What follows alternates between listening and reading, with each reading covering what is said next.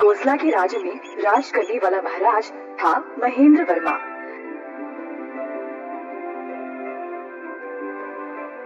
महाराज की एक बहुत ही सुंदर पत्नी थी शकुंतला। उनका साथ कई सालों तक होने के बावजूद उनको कोई संतान नहीं हुआ। दोनों ने इस वरदान के लिए कई पूजा पाठ किए और मंदिरें भी गए,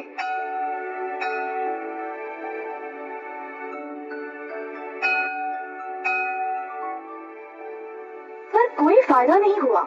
अक्सर वे उदास रहते थे।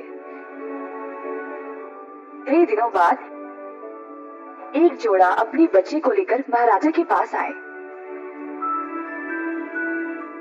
प्रणाम महाराज, हम चाहते हैं कि आप हमारे बच्चे का नामकरण करें और आशीर्वाद दें कि ये बड़ा होकर बिल्कुल आपके जैसा बने।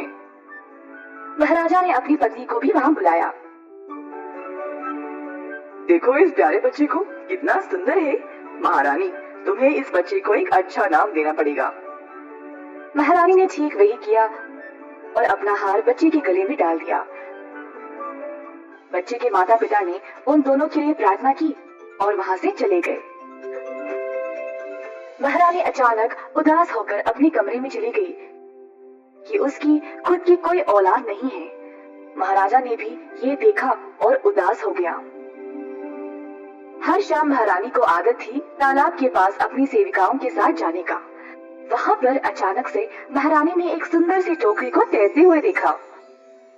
वहाँ देखो, कितनी सुंदर टोकरी है, जाओ और उसे ले आओ।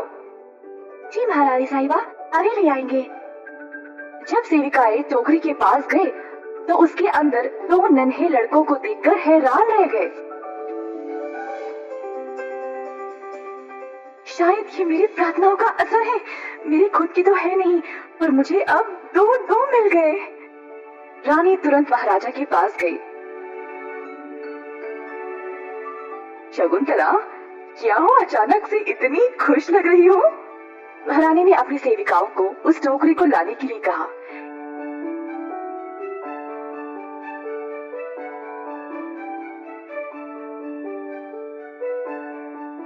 इतने सुंदर नन्हे लड़कों को देखकर महाराजा भी खुश हो गया।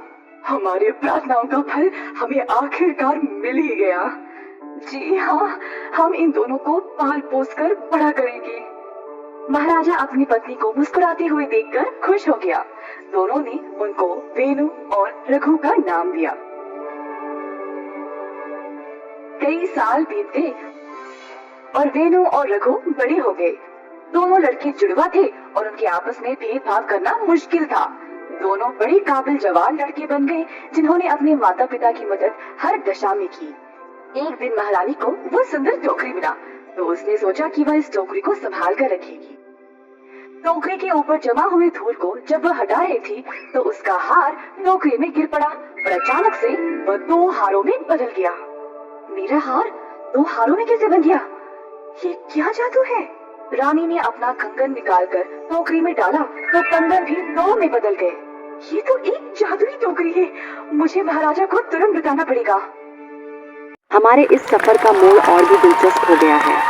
ऐसी और भी शानदार कहानियों के लिए कुकू टीवी को सब्सक्राइब जरूर करें। महारानी ने तुरंत महाराजा को सारी घटना सुनाई। अगर आपको विश्वास नहीं हो रहा तो आप अपनी अंगूठी इसमें डाल दीजिएगा। जब महाराजा ने ऐसा किया तो उनकी अंगूठी दो में बदल गई और महाराजा हैरान ही रह गया। ये क्या जादू है? कैसे संभव है? शायद इसीलिए हमें टोकरी में दो लड़के मिले थे, वेणु और रघु। हाँ, इस जादुई टोकरी की वजह से हमें दो बच्चे मिले। अब हम इस जादुई टोकरी के साथ अपने राज्य में उन लोगों की सहायता कर सकते हैं जिनको बच्चा नहीं हो रहा है। ये तो कमाल का विचार है रानी साहिबा। तुम्हारे इस अच्छे स्वभाव की वजह से ही तुमको ये जादुई टोकरी का वरदान मिला है शायद, और दो प्यारे लड़कों का भी। उस दिन से महाराजा और महारानी ने उन सब की मदद की जो बच्चे नहीं जन्म पा रहे थे और अपने दो बेटों के साथ खुशी से जीवन गुजारा।